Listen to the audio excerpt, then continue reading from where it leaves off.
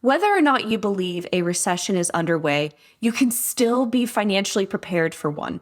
Here are 5 things that you can do to prepare yourself for any financial obstacle. Number 1, don't freak out.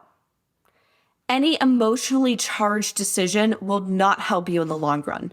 Instead, I encourage you to take a more rational, thought-out approach based off of your numbers and the facts that are made available to you. This will help you feel more confident about this decision in the long run. Number 2, set and stick to a sustainable budget. Although budgets aren't glamorous, they give you the data that you need to make financially sound decisions, aka point number 1. They're not meant to restrict, but rather to provide you with clarity for you to live the balanced lifestyle that you want and the finances that go along with that.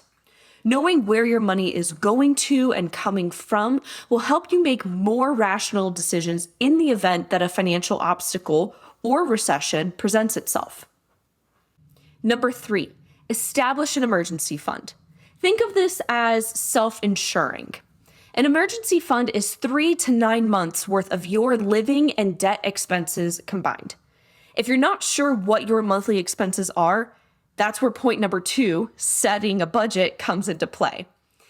If you lost your job or had an unforeseen expense, your emergency fund should keep you afloat while avoiding excessive debt and being able to figure out another game plan during that time frame. That's why I talk about it like self-insuring. You are insuring yourself for a given amount of time. Point number 4, pay off your debt. According to CNBC, the average American has nearly $91,000 in debt. That's a lot of dough.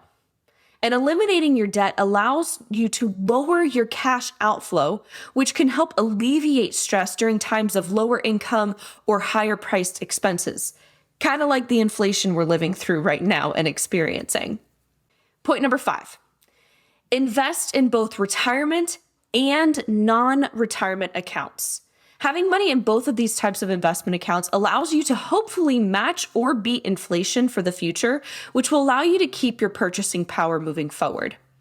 If you can afford it, don't stop contributing towards your future, even if it's less than what you're investing right now. A little bit can go a long, long way. I know we're talking about 5 steps to making sure that you can be financial obstacle proof. However, I wanted to give you all a bonus step today as well. Protect your finances with various types of insurances. Think of these as life, disability, health, car, home, whatever it may be, right? A lot of people give insurance a bad rap, and it can have the bad rap if you're not using it properly. Insurance is the opportunity for you to lower your financial risk in the category of which you purchase that insurance. So for example, car insurance. By paying a premium each month or year, whatever it may be, you're actually lowering your financial risk in the event of an emergency with that vehicle, right? So being able to protect your finances is a great way for you to make sure that you maintain any financial progress that you've made. The question that we get asked most here at Mills Knows Bills is, what should I prioritize first in my finances? Is it saving for an emergency fund? Is it investing, paying off debt, getting insurance? Like, what should I do, right? You're honestly might not like my answer, and that's okay. It's a fine balance between all 4 of them, all at the same time, with everything else going on in your finances. And although that might not be the answer you want to hear, here's why it's important to balance all of that. Paying off your debt allows you to put that cash outflow, once it's gone, towards something else for your future use, and it helps you avoid overextending yourself financially. Being able to save for an emergency fund helps you maintain that debt payoff progress in the event of an emergency fund. So if you have no savings and something does come up, what are you going to do? Chances are you're going to put that emergency on that credit card that you just paid off or almost paid off, and then you're back to square one.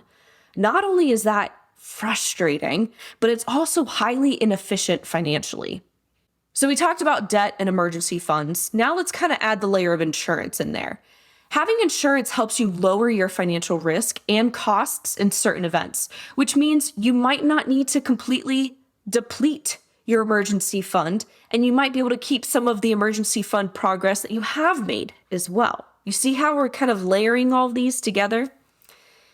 Lastly, putting all of your extra money in savings, though, is actually a disadvantage to you. You want to know why the rich get richer and the poor get poorer? There are a lot of factors, but one of the main ones is how much they actually invest. The rich have the mindset that putting money in investments is more important than putting money in savings. Here's why. If you're putting all of your money in a savings account and it earns 0.01% interest, but inflation is, let's just say 8% like it is right now, you're losing about 8% of your purchasing power, simply based on the type of account that you're putting that money in. However, if you invest and instead earn 8 to 10% interest on that money, you're not only matching inflation at that point, you're actually beating it as well. So your money is making you money.